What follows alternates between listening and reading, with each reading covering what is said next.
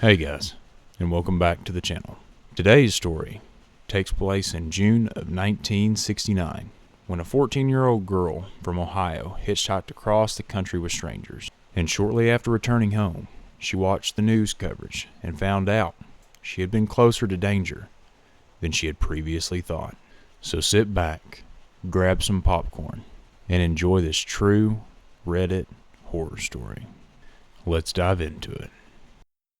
Hitchhiker's Nightmare, written by Vicaria. To understand the magnitude of this story, you need to understand who I was. I was born in 1954, which means my formative years were shaped by the 60s and the early 70s. And I grew up in a very small town in upstate Ohio. When I say small, I mean one stoplight.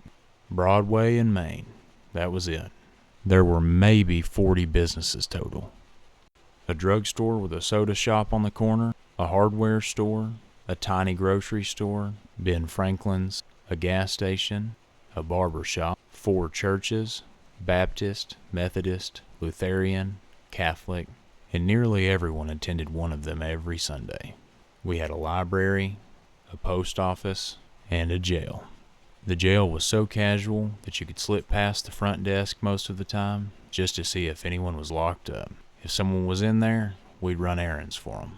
Bring cigarettes, snacks, never once asking what they were in for. We were kids.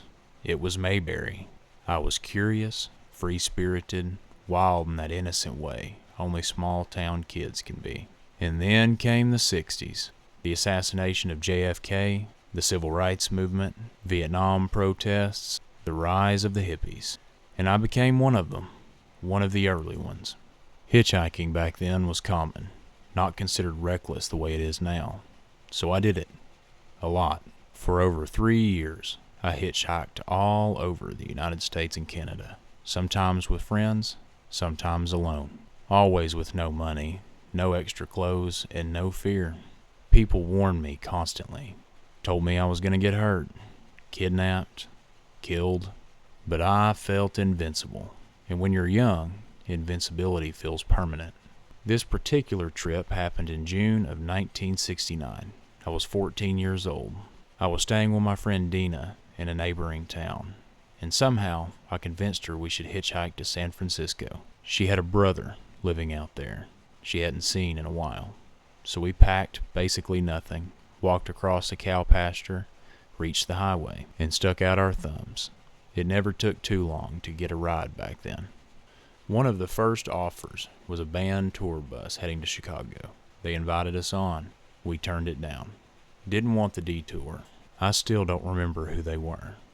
Another ride picked us up in a convertible Cadillac. 4 black men driving through Columbus. They invited us to a party. So we went. We were the only white girls there, and we had a blast. I never once felt unsafe. Looking back as an adult, I realized how vulnerable we were. But at the time, it just felt like an adventure. One woman even gave me a t-shirt. I thought she was being kind. Now I realize she was probably trying to cover me up, protect me. Then came the ride that changed everything. The driver picked up another hitchhiker, a lone guy. And he would not stop talking about how much trouble the driver could get in. How bad it would be if he got caught taking 2 underage girls across state lines. He kept saying it, over and over. I remember snapping at him, telling him to shut up. We should have gotten out, but we didn't. He wasn't dangerous, just annoying. The driver stopped for gas in Iowa. Dina and I went inside to freshen up, and when we came back out, police were waiting. We were taken to the Iowa County Jail, 14-year-old runaways. And here's the strange part. That jail felt just like home. Another Mayberry. The police officers talked with us, played cards, bought cigarettes, candy, donuts. It didn't feel threatening.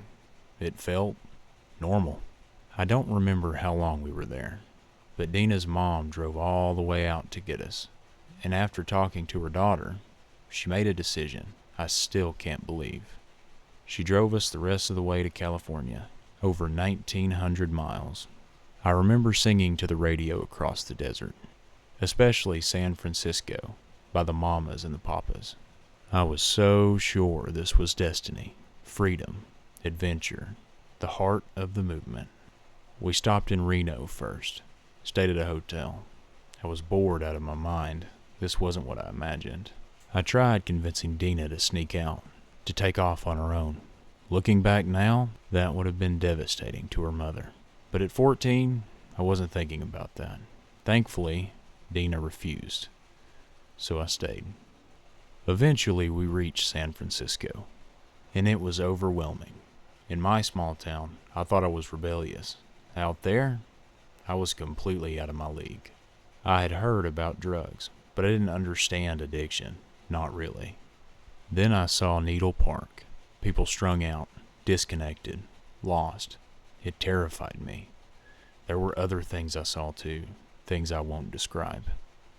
But it shattered the fantasy. I wanted to go home, and I've never been back to California since. Not long after returning home, it was July. I was sitting with my mother watching television, and the news broke. The Manson family murders. The reports kept coming, the names, the details, the location, and I felt something drop in my stomach because I realized how close I had been. Charles Manson and his followers were recruiting in Haight-Ashbury. That's where we were. They targeted young, naive girls, drifters, runaways, idealists. That was me, 14, hitchhiking, looking for meaning, looking for adventure.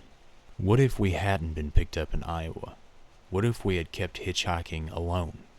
What if I had convinced Dina to leave her mom in Reno? What if I wandered off by myself in San Francisco?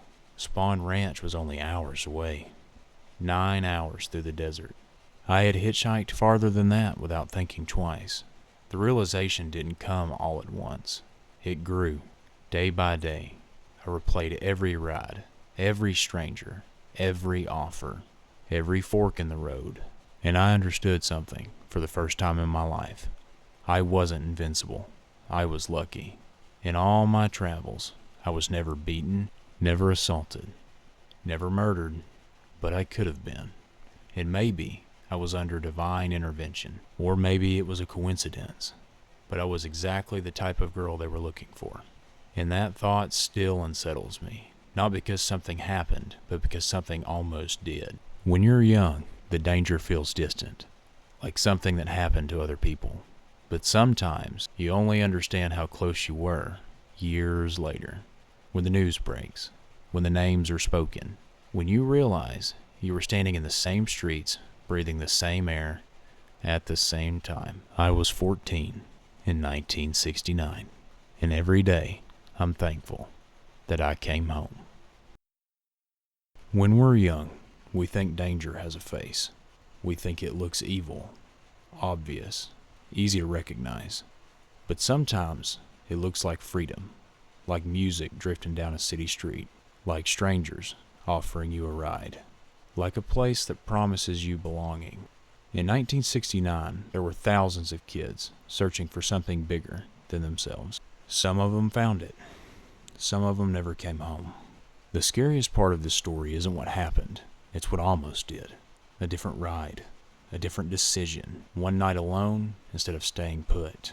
History is full of names we recognize, but it's also full of near misses we'll never know about. And sometimes, the only thing separating you from becoming a headline is one small choice you didn't make. Lock your doors, watch the roads you travel, and be careful what kind of freedom you chase, because not every open hand is there to help you. If you enjoyed this story, please like, comment, and subscribe. The link to the original story and the credit to the writer can be found in the description below. I'll see you in the next one.